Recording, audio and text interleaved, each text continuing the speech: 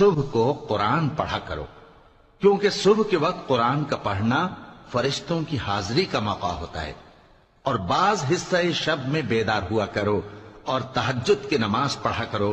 یہ شب خیزی تمہارے لیے ایک اضافی عمل ہے۔ امید ہے کہ اللہ تم کو مقام محمود پر فائز فرمائے۔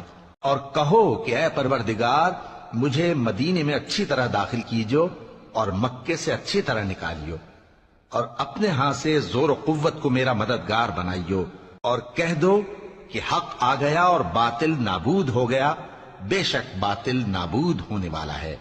اور ہم قرآن میں وہ چیز نازل کرتے ہیں جو مومنوں کے لیے شفا اور رحمت ہے، اور ظالموں کے حق میں تو اس سے نقصان ہی بڑھتا ہے۔